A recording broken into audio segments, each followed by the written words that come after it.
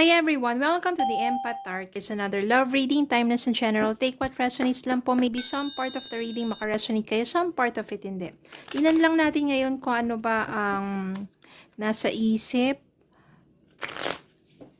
current thoughts and feelings ng person mo sa'yo sa mga panahon na to. Spirit, guys, send me messages. Anong current thoughts and feelings ng person nila towards them sa mga panahon na to? Ano ba yung mga nais nilang sabihin sa kanila? May pagkakataon sila ay makapag-usap. One more message. Yan. I am becoming a better person. Nagpapakabait na raw siya. Yan. Better person. I left you when I saw you with someone. Nagselos. We both know I am not the one for you. Kasi nga, masyado sigurong seloso.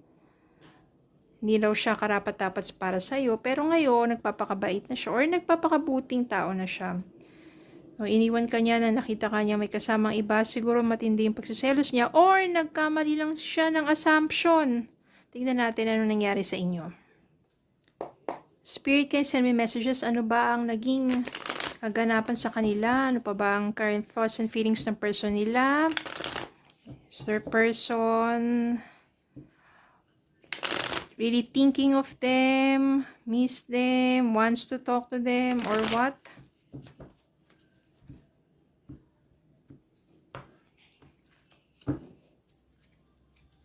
Spirit, guys, send me messages. Ano pang current thoughts and feelings ng person nila? Pa bang nais niyang sabihin? Ano ba naging sitwasyon nila? Oops. Merong isang lalaglag din. Tingnan ko na lang. Ito yung nahulog.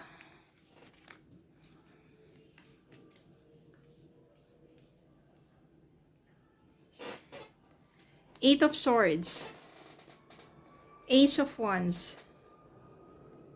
8 of Wands, 6 of Wands. Malakas po ang mga fire sign dito ngayon. The Tower, 10 of Wands, the Fool, 6 of Pentacles. Okay, so eto na nga yan. Maybe yung person mo nakastuck pa rin dun sa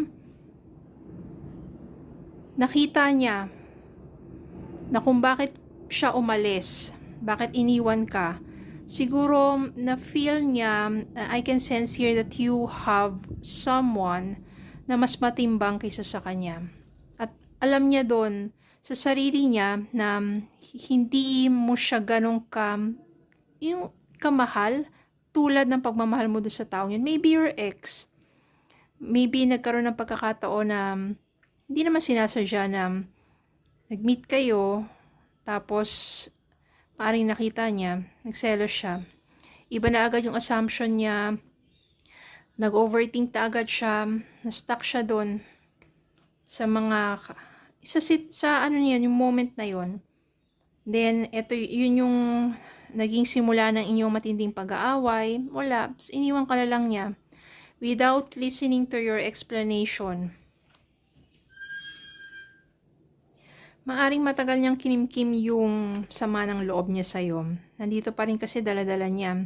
10 of Wands, yung bigat ng naramdaman niya nang nakita kayo. Sobrang tindi ng tama sa kanya. Pero, gusto naman niya na nagtatry naman siya to start over again sa kanyang buhay. Na maaring siguro marami siyang bagay na na-realize sa naging relasyon ninyo. At the same time, maybe I am becoming a better person. Mas gusto niya na yung parang give and take relationship. Maari kasing nasakal ka sa kanya na to the point na sobrang kakaselos niya, sobrang possessive niya. Kaya siguro nagkaroon din ng pagkakataon na you're reaching out to your friends. Pati yung mga kaibigan mo pinagseselosan o pinagdududahan niya. Ganon, sobrang nasakal ka sa kanya. Pero ngayon nakaka-realize na siya, gusto niya, tama nga naman, must be a give and take relationship. Hindi yung puro siya na lang, one-sided. Kaya I am becoming a better person. Gusto niya ng panibagong simula. Gusto niya makipag-usap sa'yo. Gusto niya mag-reach out sa'yo. Gusto niya na this time, ma-win ulit ang heart mo, yung trust mo. Pero paano yun, di ba? Well, your person is becoming a better person. Marami na siyang na-realize. At maaring natuto na siya sa kanyang mga pagkakamali. Tingnan natin ang message para sa inyo. Magkakaroon kayo ng communication yan. Magre-reach out yan. Gagawa yan ng paraan para makausap ka. Beware of codependency. Addictive behaviors are affecting your romantic life. Ito yung nangyari, oh. Naging yung addictive behaviors. Yun. Siya yun. Boundaries. You need to teach people how to treat you by being clear on what you will or won't allow. You have to set boundaries. Kasi dati, sobra siya makialam sa'yo, diba? Okay, fine, mag-partner kayo, pero sobra na yung over-possessive na siya sa'yo. At hindi na nagiging tama yung pagtrato niya sa'yo dahil lahat na lang, maaaring pinagseselosan, pinagdududahan. Okay, tignan pa natin.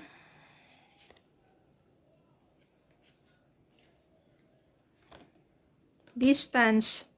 The separation you are experiencing is necessary to help the relationship grow. So, maaring etong pagkakahiwalay ninyong dalawa, magiging paraan para nga yung person mo to realize ang mga bagay-bagay, nagpapakabait na, di ba? Maaring nagmamature na siya, marami na siya natutunan sa pakikipagrelasyon.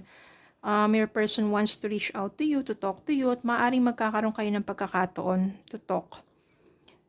The Fool dito, maybe you will start over again. Nandito rin si Ace of Wands. And maybe sa pangalawang pagkakataon, it will be, sabihin natin, mas magiging maayos at maging successful lang ninyo. At maaaring maging give and take na nga yung relationship. Kaya yung distance between the two of you ay paraan upang pareho kayong maka-realize ng mga bagay-bagay, mag-mature, pareho kayong mag-grow, para sa inyong muling pagbabalikan, ay mas maayos ng magiging takbo ng inyong relationship. So, yung distance na yan, makakatulong. Okay, so yun lang po. Maraming salamat po for watching. Please don't forget to like, share, comment, subscribe, follow me on Facebook and YouTube. Have a good day po and God bless.